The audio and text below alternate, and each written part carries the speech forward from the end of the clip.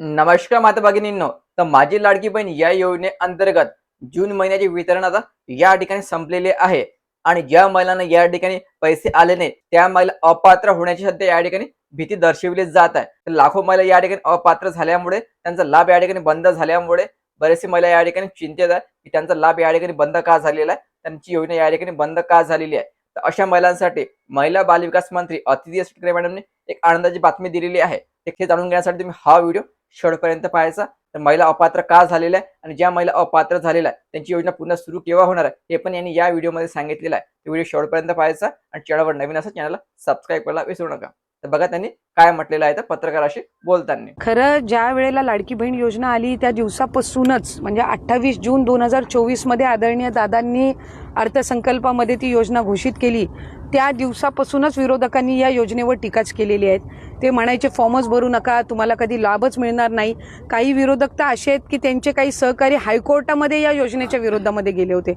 तर जेव्हा सुरुवात करत असताना ज्यांनी हायकोर्टामध्ये जाऊन विरोध केलेला योजनेला ते आत्ता त्या संदर्भामध्ये वेगवेगळी वल्गना करण्याचा प्रयत्न करत आहेत. आम्ही सुरुवातीपासून एका गोष्टीचं नेहमी आदरणीय फडणवीस साहेब असतील, आदरणीय शिंदे साहेब असतील, त्यावेळेला दादा असतील, आता सुनेत्रा वहिनी असतील, मंत्री म्हणून मी असेल, आम्ही नेहमी हा प्रयत्न केलेला आहे की अधिकाधिक पात्र महिलांना त्याचा लाभ मिळाला पाहिजे. KYCच्या प्रक्रियेमध्ये आपण जवळपास 6-8 महिन्याची मुदत दिली आणि KYC हे सगळ्या DBT योजनांना बंधनकारक आहे.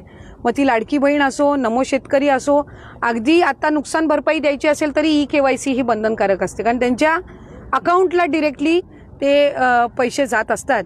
आणि अशा सगळ्या परिस्थितीमध्ये आपण 6-8 महिन्याचा तो कालावधी दिला होता. त्याच्यामध्ये ज्या महिलांनी KYC पूर्ण केलीच नाही त्यांनी आणि ज्यांचं उत्पन्न 2.5 लाखापेक्षा जास्ती होतं किंवा ज्यांच्याकडे वाहनं होती अशी सोडून कुठल्याही पात्र महिलेवर लाडकी बहीण योजनेअंतर्गत अन्याय झालेला नाही. उलट आम्ही हा प्रयत्न करतोय की संजय गांधी निराधारमध्ये सुद्धा ज्या लाभ घेत होत्या त्यांनी जर लाडकी बहीणमध्ये रजिस्टर केला असेल आणि त्यांचे दोन्ही लाभ जर थांबले असतील तर दोन्हीपैकी एका योजनेचा लाभ त्यांना मिळालाच पाहिजे. ह्या दृष्टिकोनातून आम्ही त्या ठिकाणी काम करत आहोत.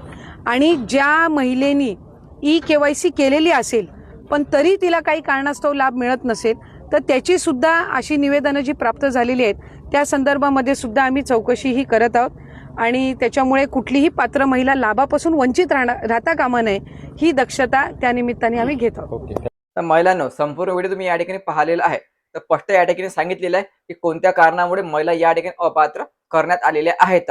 आणि ज्या महिलांनी KYC केलेली आहे पण त्यांची योजना जर बंद झालेली असेल त्यांची पण योजना या ठिकाणी नव्याने सुरू करणार आहे. तर त्यांची पुन्हा पडताळणी करून नव्याने योजना सुरू केल्या जाईल. तर ही खूप आनंदाची बातमी आहे महिलांनो. ज्या महिलांनी KYC केलेली आहे त्यांची योजना जे 100% पुन्हा सुरू होणार आहे.